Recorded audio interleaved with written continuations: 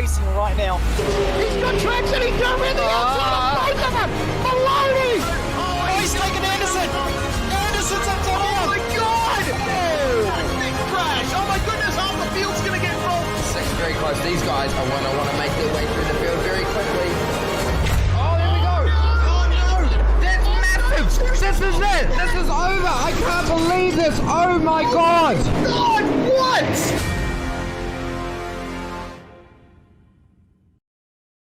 Are you new to sim racing, or maybe a veteran struggling to reach the next level?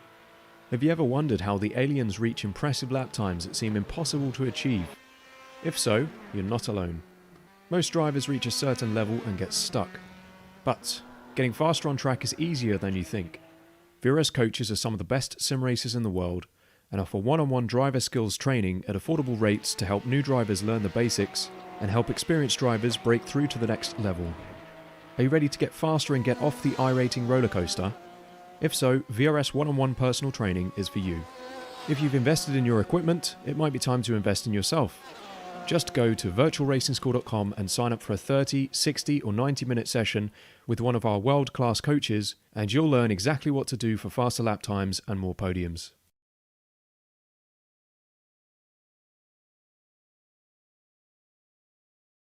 It's the greatest scream that sim racing on iRacing has. There is no greater engine sound than what attacks here.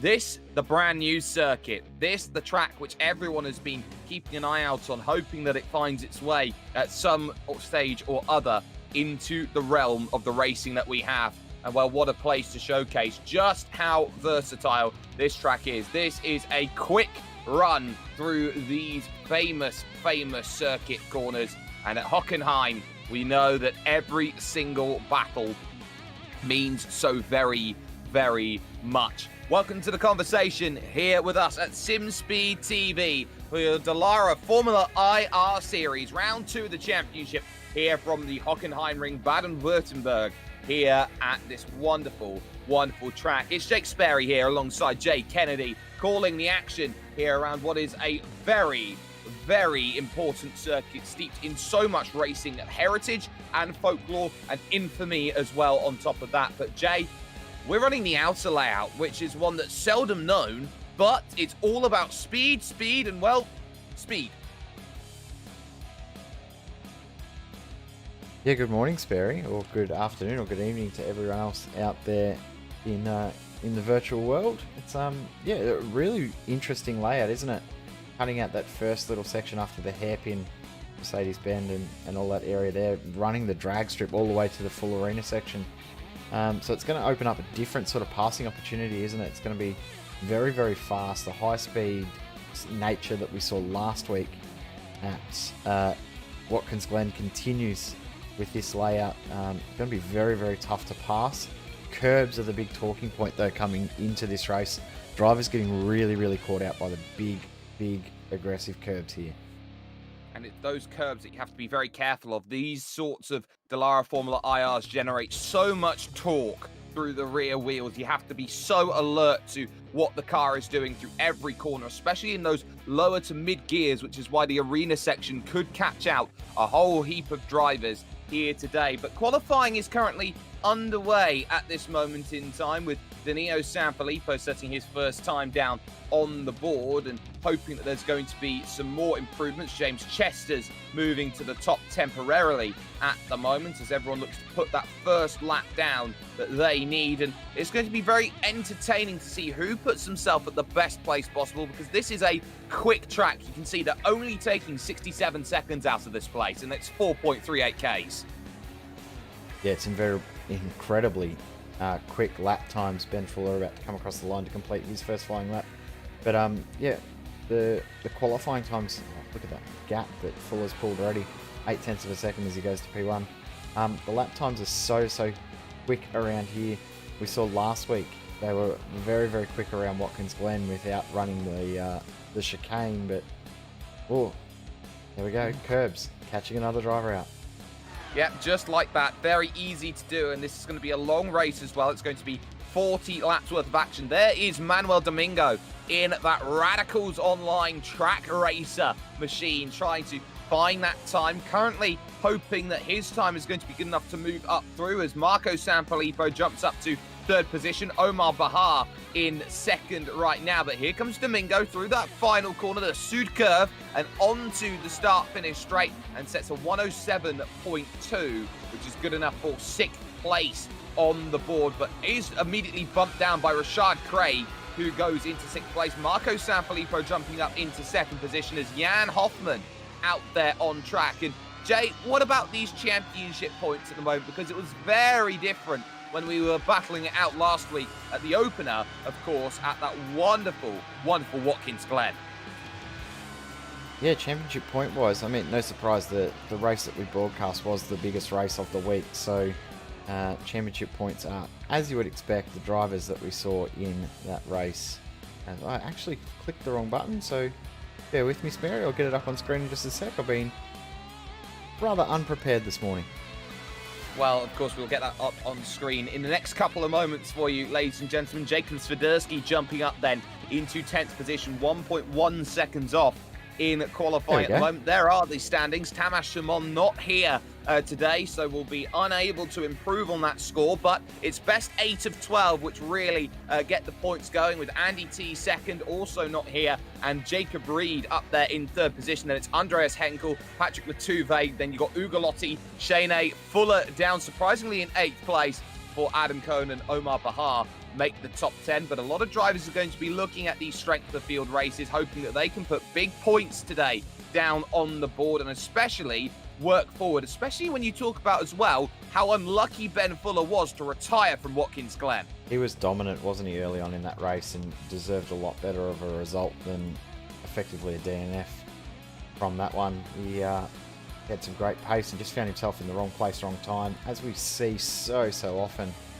So he'll be looking for a bit of redemption in the strength of field race this week. Looks like almost everyone has actually done both of their laps. Cedric Beale might be the only driver that can get one more lap out of the car.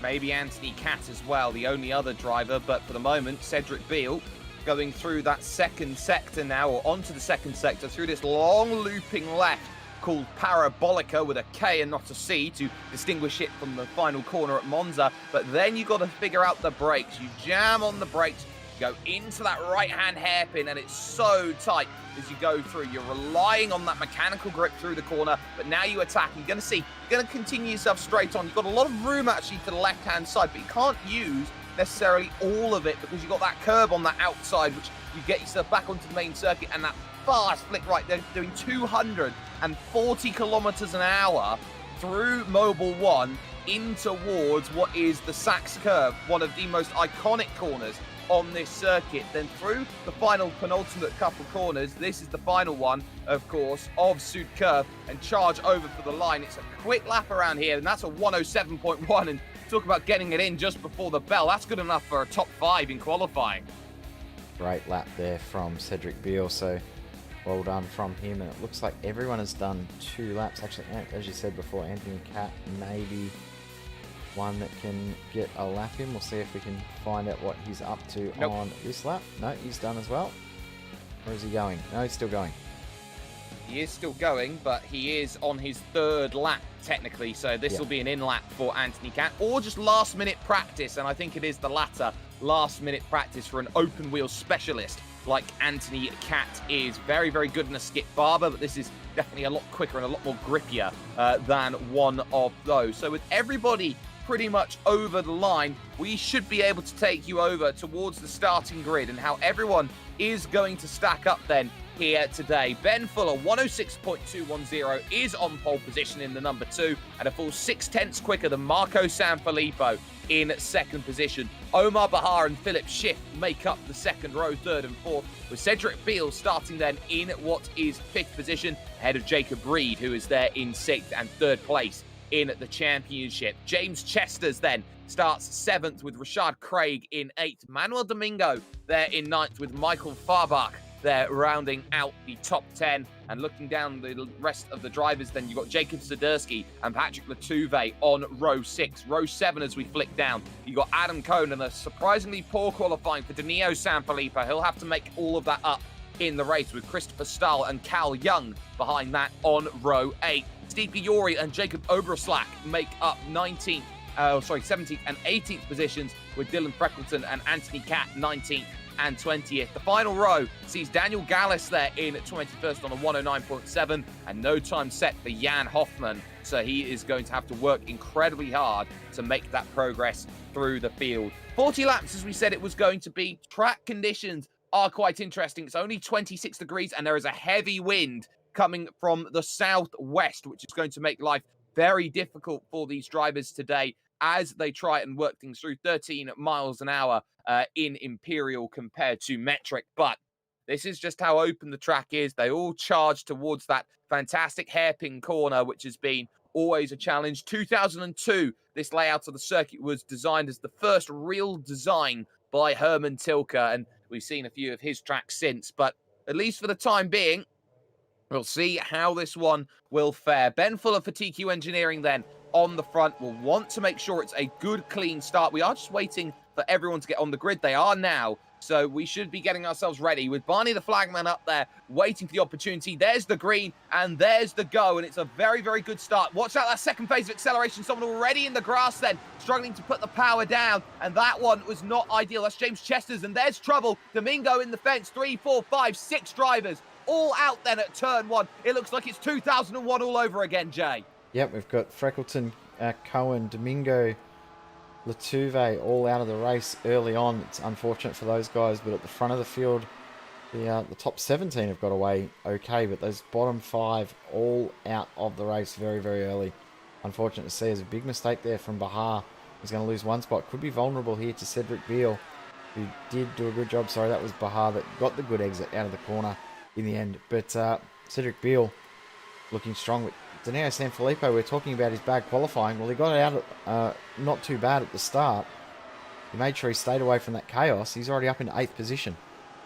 Exactly. It was the case of going 3 wide into the Nord curve, which really did hurt. There are your drivers moving through this fantastic chicane, and Danilo Sanfilippo having a really good start. Top 5 then are all looking good. Well, the top 2 are away, and then it's 3rd to 7th where the battle is. Philip Schiff under pressure. Look at this. They head to the Nord curve. He's got a lot more confidence through the corner. Dirty air, a big factor through turn 1 as they get that narrowed up section, then on the brakes in towards turn 2, and this tough corner. Bit of a lock up there going through from Philip Schiff, but he's able to gather it back up again, and this is where you're going to be seeing overtakes. Side by side behind in the background there, you can see that's Cal Young getting overtaken by Jacob Spedersky. You can tell it's Jacob Spedersky because it says Spedersky on the back, but Cal Young riding around in the race spot liveried car. Well, you know, he needs to try and find that place back again at this stage, but everyone knows that you need to be within the train, and that's a mistake there from Spedersky just in front.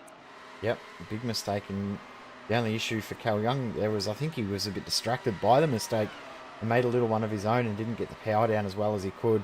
That he won't have the momentum to get the position, but go back up to 3rd and 4th though. Have a look at this. Jacob Reed really is becoming the cork in the bottle here and not able to get through any of these drivers behind. Schiff, Bahar, Beale and Craig all in this battle together. Well, that's actually Schiff who's lost the place then, so that's Yeah, a really good move. It was done on the back straight in towards that Mobile 1 corner, and that was just how powerful the draft can be. So work to be done then, as Schiff now has to try and get that position back against Jacob Reed in the number 17, who's having a really good start to this one. He's up 3 places from where he started 6th position on the grid. So focus definitely to be made then in these early stages of the race. We are down 5 drivers then from where we started. Dylan Freckleton, Adam Cohn, Patrick Latuve, Michael Farbach, and Manuel Domingo. It was Domingo, Farbach, and Latuve who all came together on that opening lap. Power back then after the hairpin will come along, and it is Reed who's probably looking a little bit further behind, with Schiff, Bahar, Beale, and Rashad Craig desperately trying to stay onto the train. You're also noticing in the background, or just looking at the timing screen, a couple of drivers that were out in that earlier incident have decided to sit in the pits and see if they can get their damage fixed and continue. Freckleton, Barnbach and Cohen have decided that they will not be able to continue, but Domingo and Latuve look like they may try and get back out there and try and get a couple of points in this race. It'll be tough to be able to get any points out of this, so this race is pretty much done for those guys. But, really unfortunate. And how's this for a dive, though, from Schiff to get back through? Is he going to be able to do it? Yes, good move. It's a lovely move there by Philip Schiff, and made sure of that one, just leaving the door open late there and actually missing the apex was Jacob Reed. It's those sorts of overtakes that are opportune, but he comes back then down at the hairpin, holds it nicely on the apex, puts the power down. You really have to worry about throttle modulation, a little bit of a lock up there in the background as they go through, but all nice and calm. But here comes the attack again. He's going to have to force Shift to the outside to make this one happen. Bahar closing in then on this battle. It almost a super speedway sort of feels at this moment in time. But look at this for a cross-up. Has to do it the long way around the on-camber corner here at the Sachs curve, but he's not going to find it for the moment. So again, patience needed here. We're only 1/10 of the way through this race, and 40 laps in this car will go by very, very quickly. 100% it will. Ben Fuller setting the fastest lap of the race just then. And that fastest lap is pretty much a second faster than everyone else. The only driver close to that lap time is Jacob Reed. So Ben Fuller once again dominating in regards to pace. But he dominated in pace last week, but it didn't do anything for him. Got to watch out for that traffic and watch out, time his pit stop right to make sure he doesn't come out with traffic. I'll tell you what, this is a good fight here between Reed, Schiff, and then the guys behind him, Bahar, Beal, and Craig, just sitting there watching almost. They're waiting for a mistake. And there's a little one. There's a little bit of contact there in the background between Bahar and Craig and Beal. Beal. Easily done. I think it was just avoidance there from Cedric Beal, who got in, and there was almost a case where he just slammed into the car behind. He got away with that one, but could have very easily have ended in a lot more tears. So Beal now trying to make progress, get back past Rashad Craig, and jump up another position because he has lost one through that sort of issue. It does also free up a little bit, maybe you could say, Schiff and Reed to go out there, be more aggressive in terms of the way that they deal with their battles right now, Jay, because you look at the way that they're driving, they're very much well within their limits, but they were pretty much pigeonholed into looking behind if they did decide to go out there and make the big move. Yeah, I think that mistake now is going to help Reed and Schiff sort of break away a little bit. I think they're going to now work together for a couple of laps.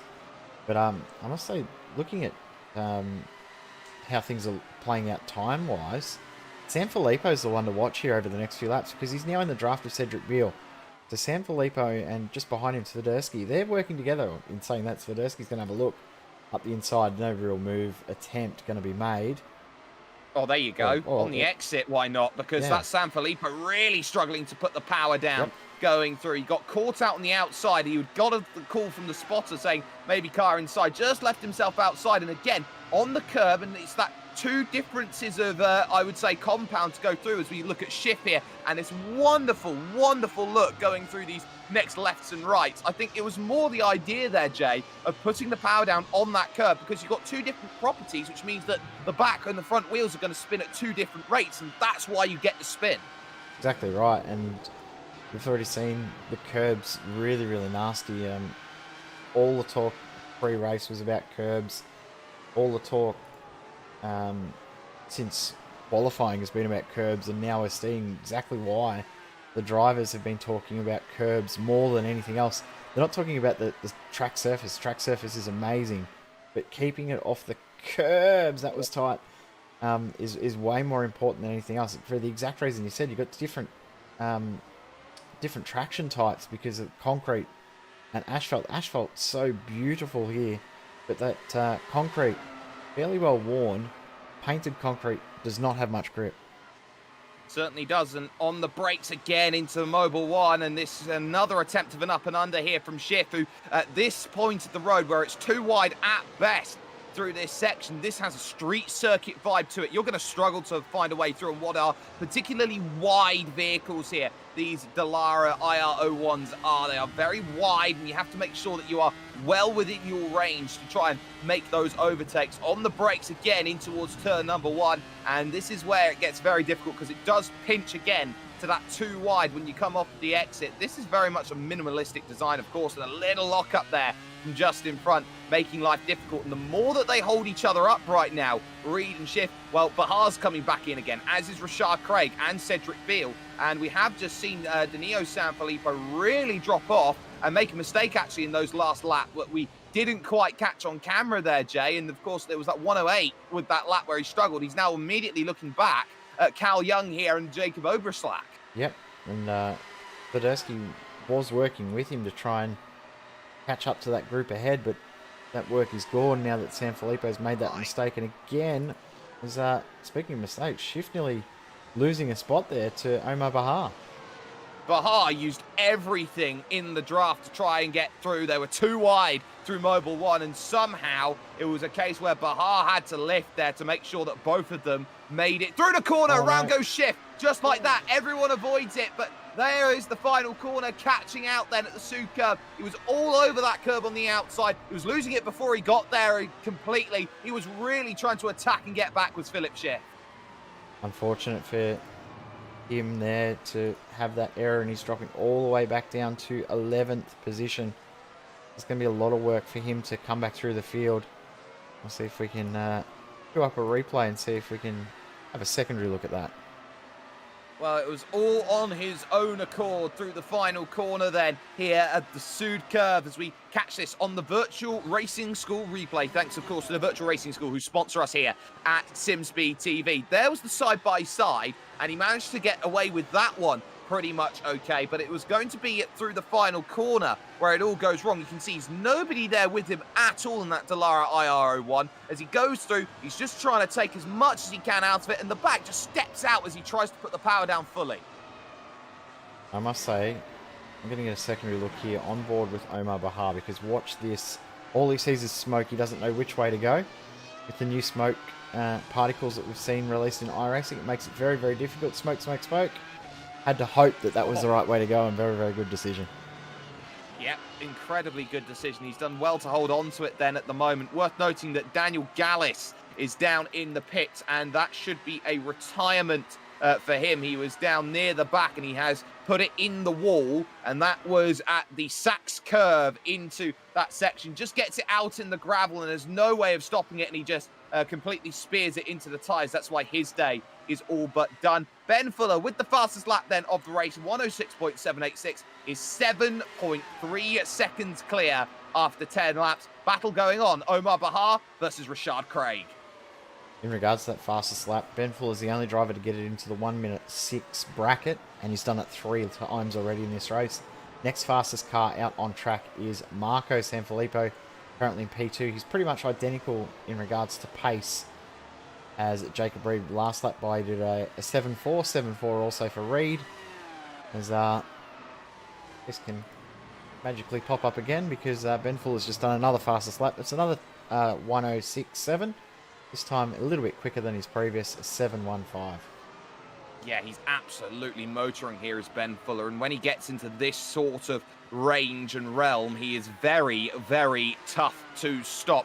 Marco Sanfilippo, of course, in second, and the battle's still continuing. It's now more Cedric Beale trying to attack against Rashad Craig on the brakes and into the hairpin there. That was a case of Beale just out braking himself slightly and hoping that he had an opportunity to go forward. Didn't quite get the move done. Danilo Sanfilippo behind as well. He's in real trouble here from Cal Young, who definitely wants to get through in the Club UK and iCar.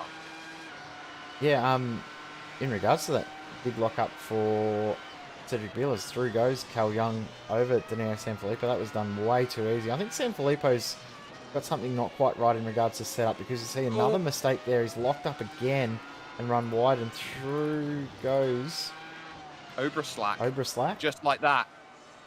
And just looking at him, he is really struggling to put the power down through the mid part of the corner. It's almost like you have no confidence in what's underneath you. And when you have that, it's the most destructive feeling as a driver, because it takes all that skill that you have and effectively makes you feel like you are so insignificant. 100% right. And I wouldn't be surprised to see Sanfilippo be the first of our drivers come in for a pit stop when they do come in to do a tyre stop in the next little bit. Now, fastest laps again.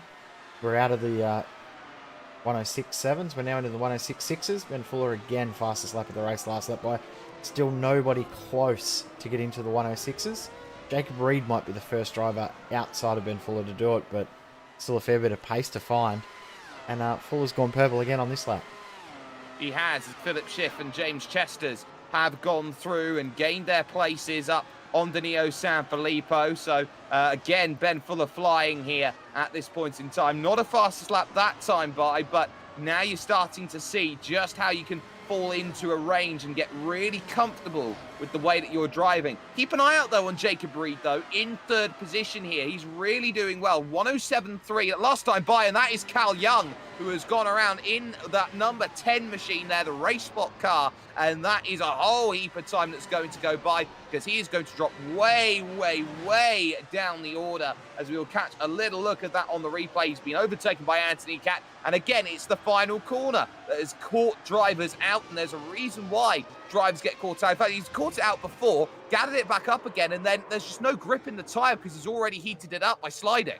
Yep, and also using that curb unintentionally when he went through that final corner, so he probably found that the car was a little bit more unsettled after that too. So Cal Young now back to 15th position. The battle for him now is to try and get those positions back, but Cat and Stahl would probably not be too easy for him to get past. We're ruining that because he put a lot of pressure on Sanfilippo for those few laps to get that move done, and now lost all of that work that he had done. Gonna have to do it all over again. As good battle starting to form here for 8th and 9th position between Oberslack and Schiff. Schiff has to let off of it through turn 1, and with vehicles as quick as this, average high speed like this, you lose 5 seconds around here, you know that you really feel it, because you are about a fifth of the lap behind compared to where you were roughly there or thereabouts. That's what it feels like. But Philip Schiff once through on Oberslack, but he's going to have to spend the entirety of this run up through the Parabolica to the hairpin, gearing it up for Mobile 1. That's why we're not seeing many moves down into the hairpin, because they're struggling so much through turn 1. They're having to use that entire sector to get back, and again, he wiggles on that curb trying to put the power down. That lifts him off, and he doesn't get anything. Daniel Gallis back out on track as he lets through Jacob Spedersky. So traffic now becoming an issue for those in the mid-pack. Exactly right. Not easy in regards to traffic, as this run for Schiff there, he definitely didn't look as strong even out of the hairpin, did he? But this section here's where he does look strong, is into the pits. That is an early stop. That is a lap down car, I believe. That's That's Gallis. Gallis, yeah. Thought that for a second there that it was Spedersky coming into the pits, but he's a fair way up the road from these guys. Absolutely. The sun comes out now here in sim time. It's about 2:30 coming up to at this stage, as now Schiff really starts to get a motor on. This is the chance he wants. He's well within the toe. He'll look to try and move out here and attack. He's at 336 kilometers an hour as he jams the brakes down, gets the move sorted there on Jacob Oberslack. But with the wide line that Oberslack has taken, he does have that chance to use the draft to get back at Philip Schiff if he so wants to, but he is just going to use that right now. Pull over to the inside, make this move happen, and well, welcome to the folly of Hockenheimring. Schiff still gets an angle and a lane to the inside of the Sachs curve to get the move. Good move back there. Well done from Schiff to hold on to that position.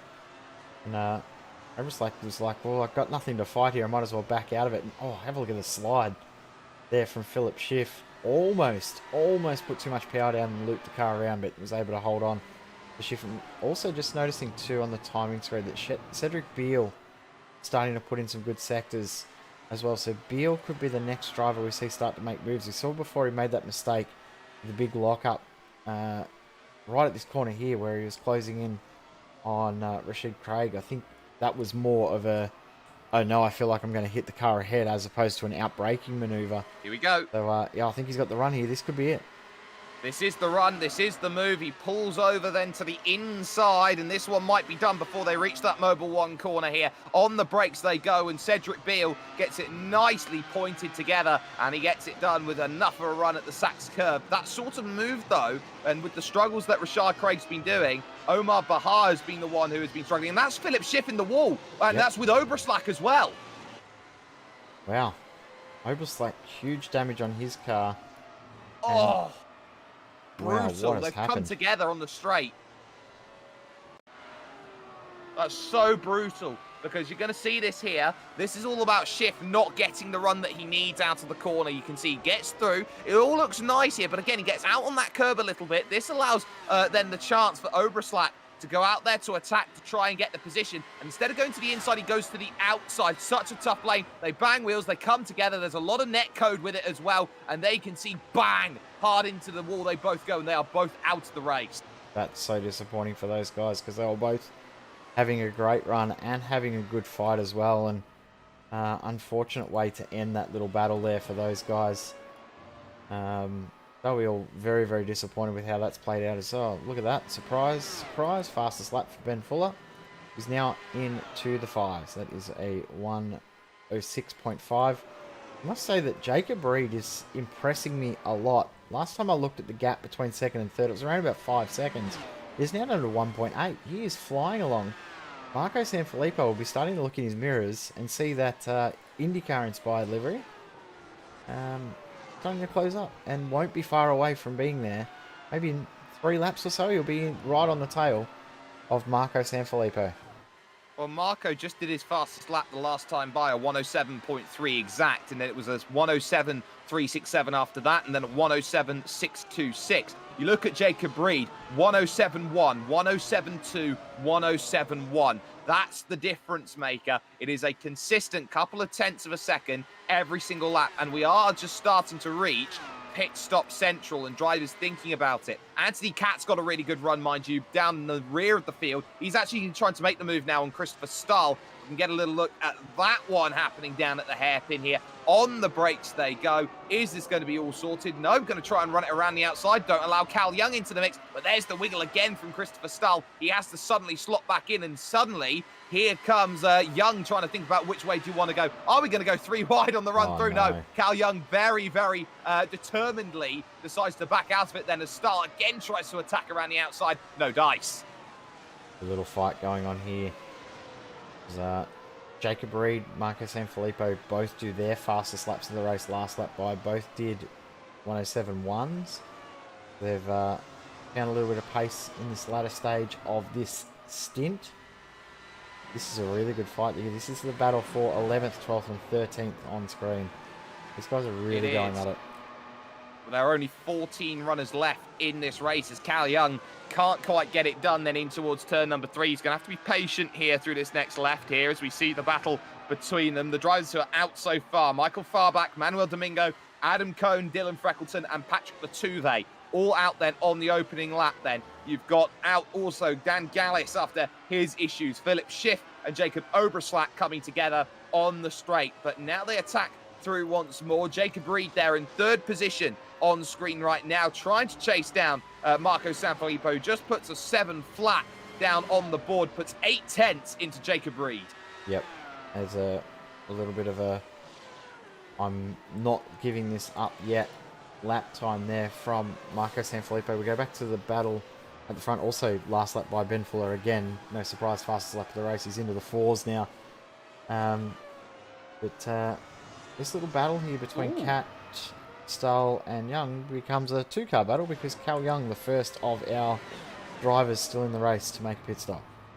Yep, 19th lap he finishes onto lap 20, so he comes in for his stop and he's down at only 50 kilometers now, which will feel like an eternity the way he's trying to get through. And there is your race leader, Ben Fuller, on lap 21. He will go and start, and with such a commanding margin that he has right now, he's already over 15 seconds clear at this moment in time. He is really, really on a charge at this point and wants to try and showcase just how much control he has over the Dallara iR-01. And I haven't seen this level of dominance in sim racing, Jay, since surprisingly Ben Fuller when it was back in a Williams FW31. Yep, exactly right. He dominated that car when we were broadcasting that car in the iRacing Grand Prix series, and even before then there hasn't really been huge amounts of dominance we've seen. The only driver I can think of that's dominated a car for a long time as much as this, you really have to think Gregor Hutu spec back in the original iRacing Grand Prix series, because to be so far in front and just be next level from every single other driver in the field is so rare. You might see maybe 3 or 4 drivers that are all very, very competitive and in a world of their own, like we see in likes of the V8 and things like that. But to see one driver as dominant is very, very rare in sim racing. And Ben Fuller is definitely going to be the one to watch in this series for this season and going forward over the next few seasons as well. Bit of lap traffic in front battling. Jan Hoffman yet to stop. Jacob Spedersky has just come out of the pits then. So that's where he finds himself, and almost a lap down to Ben Fuller, who will be absolutely flying by, moves to the inside, well, the outside, sorry, at that point, and very easily will make a way through. So we are now expecting drivers to come in, and they are coming in spades. Omar Bahar and Rashad Craig then decide to come in at exactly the same time as they try and figure out where they need to be in their stops. Yep. So, that'll enable a few drivers to get a few spots back and get a little bit of fresh air. A little battle starting to form here for, this is now 7th position. It was, I think this was part of that 11th place battle we saw earlier, was it not? It definitely was. It's Anthony Catt then trying to find a way through on Steve Giori in the number 20. He's up 8 places so far as Giori, and Catt is up a fantastic 12 now at this stage, trying to make this move on the brakes, down on the inside. Can you slow it up? Answer is going to be a very clear yes, but Giori can put the power down, which he can't. Well, goodbye, Anthony Catt. That's how easy it is to put the power down around this circuit. Yep. Good job from Catt. As you said, started in 20th. He's up into 7th. Of course, hasn't pitted yet, but we will see these two guys come in around about where Cal Young is at the moment. Of course, Cal was in the battle with these guys when he stopped, just at the tail of the battle. Still have no other drivers into the 1:06 bracket, which I find amazing that one driver, fastest lap wise in these sort of cars, around a track that is pretty much just an open throttle circuit for the most part. What, there's 4 proper braking zones from my count. To have the amount of advantage that Ben Fuller has lap time wise is huge. It is, and it's just a testament to character. In comes Christopher Stahl then to go and make his pit stop. He'll be followed in by the race leader, Ben Fuller, who makes his stop then on lap 24 starting. So that's going to promote maybe a couple drives up forward. In comes Marco Sanfilippo as well, and Jacob Reed to make the stop. And I don't expect there to be much window here today in terms of that pit stop going on right now, Jay, because they're spending so much time at full throttle. Exactly right. They need to come in and get their almost hit their personal reset as well, don't they? They need to get their brain back to just have a little bit of a chill for a couple of minutes, even probably seconds, because it's around about an 8-second stop. But Danilo Sanfilippo, from watching iRacing Grand Prix series, we sort of know that he's pretty good at extending stints out, and he's going for the longest of the lot, as that's a little mistake just ahead. I believe that was Jan Hoffman, so I thought for a second that was Ben Fuller, but Ben Fuller is already 12 seconds ahead of the field. His gap between Fuller and Marco Sanfilippo, who is the true second position, is 19 seconds.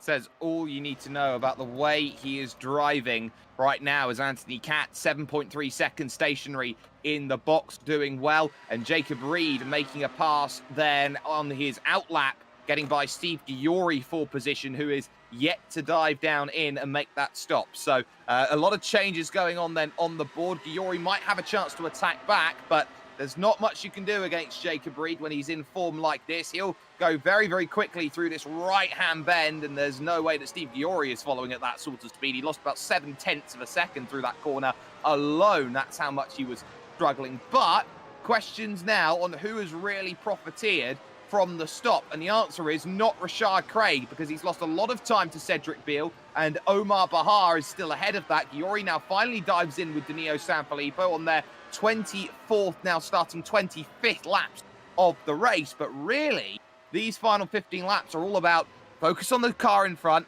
and chase. Yep, exactly right. I think the biggest winner for me, looking at the times, has been Anthony Catt. Remember, Catt was just ahead of Cal Young. They were nose to tail when Cal Young dove into the pits. Young is now 4.5 seconds behind him, so effectively a 4-second advantage that Anthony Catt has picked up in the pit stop phase, as Steve Giori comes out, and he's going to slot in between those guys. So Anthony Cat proving that he's been the biggest winner because he pitted 1 lap earlier than Giori. They were pretty much nose to tail, about a second apart. That gap is now 3, and probably be 4 seconds by the end of the Parabolica. Hockenheim then seems to be the cat's pajamas at this stage in the way that Anthony Cat is driving about. But as this thing goes on, as this race continues, question's going to be, where are the battles and where do they form? Because you've still got Jacob Spedersky absolutely flying. We're focusing here on Cal Young, trying to get back through against that TQ engineering car there of Steve Giori, who will be trying to get back up to speed here with the brand new fresh set of boots on the car, going through that long right hander, and now all of a sudden Young wants to get through in the mix. Not happening just now, but wait another lap, that would be the chance. We've also got to keep an eye out on Spedersky versus Chester's here. That gap is only 2 seconds.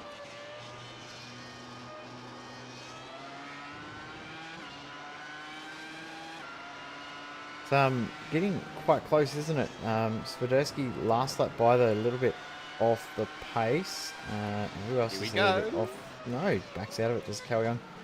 Looking at other lap times, that's probably the main drop of pace. Looking at the timing screen, here comes Cal Young. Gonna get this done easy. Yep, easy and peasy round the outside. Have to be bold on the brakes then here as Giori fights him every step of the way, but lets him have it then on turning because he was in the disadvantaged position and still struggling out there on the curb to try and get himself a little bit further forward. So these drivers all about to be put into the lap down category because Ben Fuller, you can see, is right there in the back and he'll be charging on through in the not too distant future. Mark my words about it. 3rd, 4th and 5th all split by about 2 seconds each at this moment in time. Reed from Bahar, from Cedric Beale, and starting to extend as well. This has been a race where everyone's just fallen into their own little bracket at the moment. Yeah, I think everyone's just racing against the clock and racing against themselves at this stage. There's no real fighting at this stage. And we saw the same thing at Watkins Glen last week. The drivers, after the pit stops, really just settle themselves, get themselves back into a rhythm, find how the car's behaving after the pit stop phase. And then with about 8 laps to go, then they start to unload again and we start to see the battles pick up again. So we're going to see the likes of Spedersky, Beale, Bahar. They're going to be racing the stopwatch as much as anything else right now. They're not going to be worried about who's around them. They're just going to be wanting to focus on consistent laps and using these tyres as best they can at this phase. Bahar, he's going to catch Reed, I feel. That gap was around about 4 seconds before the stops. It's now down to 2. Bahar slightly quicker. So Bahar could get himself back into a podium spot. That battle between Reed and I think Marco Sanfilippo, because we saw in that middle phase of that last inning, he was a little bit slower. He was struggling. There's a little mistake there from Cal Young. Danio's around. Oh, Danio Sanfilippo goes for a spin, then coming out to the Nord curb. He attacks, he gets out on that really, really big curb, which does fold effectively in the middle for drainage purposes, and effectively finds himself in trouble. Here's the onboard replay. He goes through the final corner, he's okay. It's turn 1 where he goes and has himself a little bit of trouble. You can see that curb on the outside is very, very wide for that drainage purpose. You can see he goes through. Oh, there you go. Easily done. Around you go. He's lucky to keep it out of the wall. did a great job to make sure he didn't hit the wall there. I thought that was going to be a little bit worse when I saw where the car was heading there, so he's done a good job. But yeah, Marco Sanfilippo did struggle in that latter phase of that first stint, so he could be the one that's in trouble here. But Bahar, he's the fastest car on track at the moment, and that gap between he and Jacob Reed down to 1.5 seconds, almost in draft zone. I think he's maybe 2 more laps, and he's going to be there, right there with Jacob Reed. This is called knocking on the door. Omar Bahar wants to prove it, but he's not going to if he's going to be that aggressive through the corner. He'll struggle on exit and lose all that time he gains trying to be aggressive through the corners. It's very easy to overcompensate on the laps. Danilo Sanfilippo will be under pressure from Anthony Cat not too soon, and Spedersky has been quietly working back the gap then to James Chester's. That's down to 1.1 seconds at the moment. So we got battles up and down the order here, but the question will be, can Omar Bahar start to get that chase working here as he tries to bring Jacob Reed back from what will be back-to-back podium. Exactly right. He did a great job last round, but Omar Bahar's not giving this one up. As back into the 106s goes Ben Fuller. These top three, around about half a second separating them for paces. Bahar, we start talking him up, and true commentator's curse style, doesn't have the pace to match when we start talking him up, so he's dropped back about half a second. Jacob Reed, the best of the rest on that last lap by. Also seeing Chesters and Spedersky closing up as well. Spedersky is almost at that 1 second bracket. Almost, but almost does not quite get you through at this stage. You can see it's 9/10 of a second on this back stretch. They don't have DRS systems available, so they just have to work out how to close on in what is a very pure way to go out there and attack. So Spedersky trying to do everything to close that gap down, but the key here is that it's by 10th at this stage and not more, and that's Reed. Jacob Reed, that's coming through that transfer section after the Sachs curve. He tries to put the power down on the exit, and he just grabbed the curb on the outside. That's definitely one way to throw a podium. That's disappointing for him. He was doing such a good job. But yeah, as you said, he's really thrown this podium away. And that is a strange one, isn't it? It's almost as if you're just flicking through the gears. If you get yourself up into 4th, 5th gear, you're fine, but it's those early 3 which really do hurt and make things very difficult in this sort of vehicle, because you're fighting against the torque. As we caught it again, you can see it's just when you're going through that section, you're putting the power down, you've got the most confidence, and then suddenly the car just snaps on you. Yep. And I think you're right there. Confidence was the thing. You're almost overconfident. I don't think you can have any confidence in this car at all. You've got to be predicting that it's going to do something strange on you at all times. And it's just happened there for Jacob Reed. And again, curbs. Just using the outside curb a little bit too much. And you see there a much different line he took at the exit of that corner. He just used it a little bit more shallow on exit. Make sure he didn't use the curb. Looks like the final corner and the exit of turn 1 are really the only spots that anyone is touching a curb at all. Other than that, nobody's trusting them at all. Exactly, and even then, Danilo Sanfilippo had his moment through turn 1. We've seen a couple drivers struggle through the final corners. So Ben Fuller now leads by nearly 25 seconds here at the front as we focus on Anthony Catt at this moment in time. In the number 7 is in 10th place, and you can see just in front, that's Danilo Sanfilippo, who did a 1:08.5 that last time by. Anthony Catt taking a full 0.6 of a second, and that's an off-track instant point there for going so far wide through turn number 1. And they also have to be careful about that as well here, Jay. They've only got 17 to play with. Yeah, and I think that there from Catt was a strategic 1x penalties. Like, I'm going to take that hit to get the run and get the momentum to close up a couple of tenths, because now he's well and truly in the draft through the 2 best drafting spots on the circuit. He can get the exit of this corner here right. He might be close enough to get a move done on Sanfilippo. We know Sanfilippo, that of the Danilo variety, has struggled in the latter phase of his stint. We saw that in the first phase and now in the first half of the race. Now, again, Sanfilippo starting to struggle. 7 laps into the stint. His tyres starting to go away from him, or taking longer to come up, because he did go longer than anyone else. But Anthony Catt looks very, very strong right now, and I think he's going to get the spot done, probably into the hairpin on this lap. We'll definitely see, but Danilo Sanfilippo is falling backwards into Anthony Catt's clutches here. This is the battle for 9th place, and that's a mistake through turn 1. Anthony Catt thinking about that one on the outside, but again, couldn't quite push for it there as Danilo Sanfilippo's lost the back end and will go straight on. You could see he was struggling through turn 1, struggling there through turn 2, and he loses 2 places. Sorry, no, he doesn't. He loses 1 place and gets lapped for his troubles, does Danilo Sanfilippo. He looks like he is trying to drive on ice at this stage, the way he's going through. We catch it on the virtual racing school replay. This is how easily it goes wrong. He thinks about the corner going through on the brakes. The rears just go, and, well, he's got enough torque to keep it pointed, but, you know, you're always going to slide. Exactly right. And as you said too, he got lapped in the process of that. So Anthony Catt will be looking at going a lap down as well. That Ben Fuller, he's back into the 7s again. The next fastest cars in the last phase, we saw Marco Sanfilippo get 7-1, Bahar Beal 7-2s. They're the only drivers even close, and Deneo only did 1 lap in the 7-1s.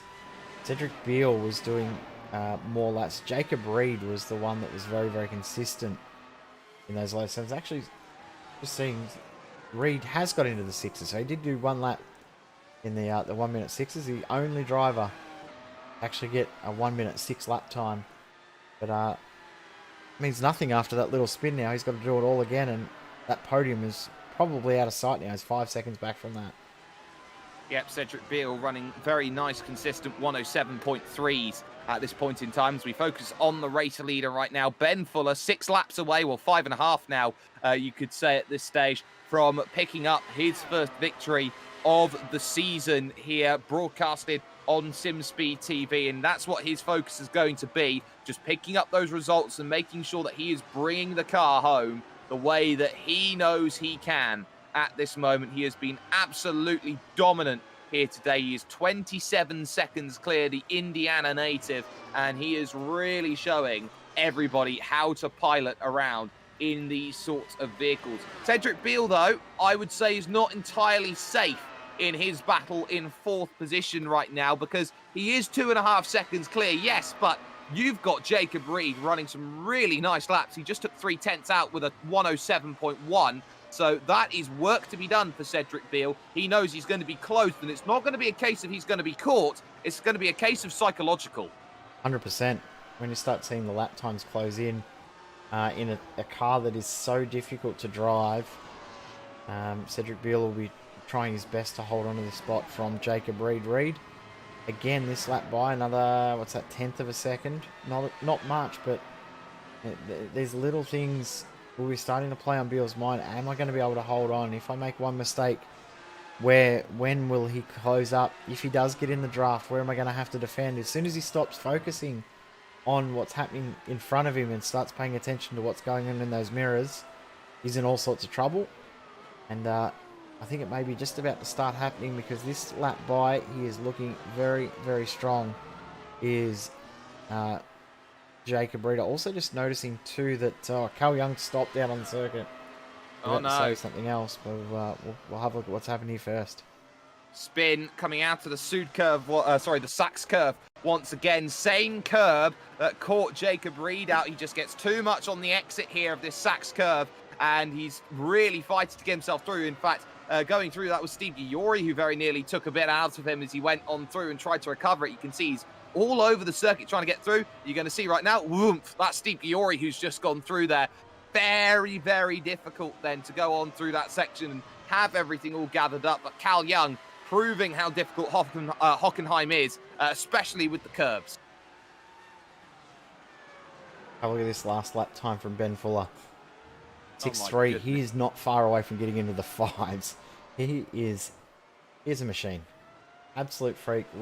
Going around at an incredible pace. We saw this last week as well. Just crosses the line and does another 6.4. Wow. He's absolutely in a world of his own. Half a minute lead, and there's only 8 drivers left on the lead lap. Incredible. Do we start using the A word here, Jay? I don't think that's a very nice thing to call him. Oh, he's that quick. So he deserves to be in that category of driver at this stage at the moment. There is Jacob Spedersky at this moment in time. He's in 8th place, last driver on the leading lap, and his focus is on James Chesters, who's a 2.5 seconds clear of him at the moment. Remember, Spedersky was one of the first to come down and make that stop. James Chesters was a little bit later on than him. So this is going to be a case where Spedersky is battling against his own tyres to try and get himself closer, because he knows he's actually put himself at a little bit of a disadvantage. 1.3 seconds the gap then as they go through. That gap came down by about 1.5 seconds there, 1.75 seconds that lap. In saying that though, we've seen that lap times aren't necessarily that much of a factor in the late phases. I think that just notice what you're getting a bit excited about there, Sperry. Yeah, that was close and almost too close for comfort, because you go from a section of track which is effectively 3-4 wide down to solid 2 wide through this Mobil 1 corner. And that, if you just look at that left rear there on that left-hand side, you will see how close it gets here as they go through. Just watch this. Cal Young going through. This is very nearly tears for fears. You go through. Look at that. Oh, you'd expect him to be gone at that point with that camera shot, but really, you couldn't have fitted anything closer than that in terms of their battle. That was a very, very close fight, and as you said, nearly ended in tears for both of them. I'm sure Cal Young had his life flash before his eyes there for a second, because that could have very, very easily ended in tears for him. But that's a much better way to get a move done. Nice and easily done through the hairpin. Gets the spot, back up into 12th position. Try and redeem a little bit from what could have been, and we start the final lap of the race. We saw last week Ben Fuller set the fastest lap on the last lap of the race. I'm going to try and do it on the second last lap of the race, because last lap by wasn't able to get the fastest lap. Setting up for one here though, purple first sector. He is. It was Tamas Shimon who got the fastest lap last race that we were here a week ago. Of course, Ben Fuller crashing out at the halfway stage of the race after lap traffic found itself in an accident coming onto the lane. But Ben Fuller really has allayed the fears that he is going to be struggling this season. And what a way he has pulled away. He's done it the same way that he did 1 week ago against Tamas Simon. This time there has been nobody to stop him. Final sector into the arena. He comes along through the Sachs curve here. This famous left-hand bend, 180 degrees. Through this transfer, left and right. And now those 2 final corners. There's the Sud curve. And there is total perfection for Ben Fuller. He wins at Hockenheim at a strong 106.1 fastest lap. Wow. We sort of felt it was coming, didn't we? But didn't expect it to be that fast. But Marco Sanfilippo looks like he's going to hold on for second place. But the third place battle I don't think is over. Bahar basically has to get these next 2 corners right. If he does that, he should be okay. But even though it's a 2-second advantage, I don't think this is 100% settled. See how narrow he was going through those corners, so I think it's very much settled now going through this section. What a tough track Hockenheim is, and it's very much understandable. There is a spin though coming to the line, so they have to get through both of them there. That is Stahl and Young who have come together then, coming towards the line through that final corner, and that was all a case of hit there from behind from Stahl. And I think he tried to redress that here to Cal Young, knew they were not going to lose out to maybe Jan Hoffman, who's a long way back, but you're going to see it's through the final corner. Stahl lets Young have that place back again. There's the attack, and it's just a case of I'm being aggressive, bang, into the back. Yep. Almost saw a repeat of what we saw last night in Vert Scott's support, where driver reversing back across the line. But yeah, good sportsmanship from Stahl to give the position up. He did lose the spot back to Cal Young. We do like to see sportsmanship like that. It's always good to see, but someone that probably would have liked the race to be a little bit more sporting is Ben Fuller, as he drives it all the way back to the pits. Convincing victory for him today. Absolutely, and I tell you what, I cannot repeat on air what Jacob Spedersky said, but he said that Ben Fuller made everyone look like they were amateurs, effectively, was the termage he was saying. You can see that there, the gap of victory over the line, 33.3 seconds. The margin of victory that Ben Fuller had over Marco Sanfilippo. Omar Bahar there finishing in 3rd place, then 40 seconds adrift, holding off by 1.2 over Cedric Beale, with Jacob Reed there in 5th after a spin, and Rashad Craig then finishing in 6th place. James Chesters and Jacob Spedersky were the last finishers then on the leading lap, with Anthony Catt there in 9th ahead of Danilo Sanfilippo, who rounded out the top 10 overall in the field. We flick on down. Steve Giori and Cal Young 1 laps down. Young, of course, still getting that at 12th place after Christopher Stoll decided to let Cal Young have that after contact through the final corner. Jan Hoffman, the last finisher then, in 14th position. 8 retirements then from this field, one of whom was, of course, Jacob Oberslack. He came together with Philip Schiff on that back straight on the run to the Mobil 1 corner, with Daniel Gallis finding himself in trouble at Sachs Curve, and then everyone else got caught up at lap 1, turn 1, after a 3-wide scrap between Patrick Latuve, Manuel Domingo, and Michael Farbach. Freckleton and Cohn getting themselves involved in as well. But Jay, I think the important thing to take from this one is that Ben Fuller looked absolutely dominant in the way that he's driven today, and there's not going to be much that will try and stop him in terms of this. And what's worse is that it's a good track for him that we come to next. Of course, I know those forests there from Liège-Bastogne-Liège. It's the Circuit de Spa-Francorchamps. Yep, going to be a very, very fun race at Spa next week. 25 laps ahead for the drivers, so strategy will probably be just as important there as any other track. Making sure you conserve the tyres and timing your runs is going to be so crucial. Fingers crossed we don't see another Ben Fuller domination, but the racing throughout the rest of the field was pretty good tonight, and very sporting as well, even though we did see a few incidents. The fact that we saw a couple of redresses is always really, really cool to see.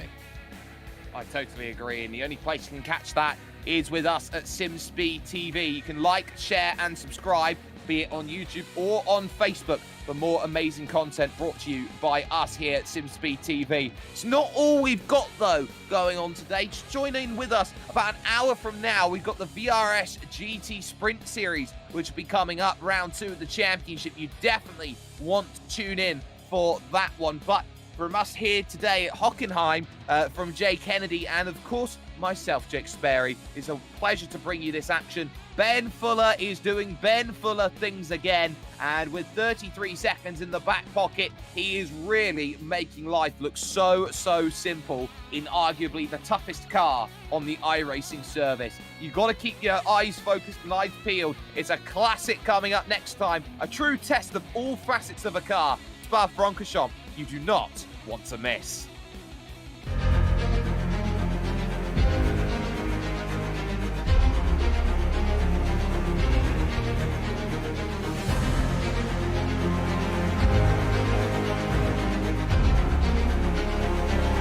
This is fantastic. This is GT racing right now. He's got traction, he's got everything outside of both of them! Maloney! Oh, he's taking Anderson. Anderson's up top. Oh my god! Oh! Big crash! Oh my goodness, half the field's gonna get rolled! Second very close. These guys are want to make their way through the field very quickly. Oh, here we go. Oh no! That's massive! This is it! This is over! I can't believe this! Oh my god! No!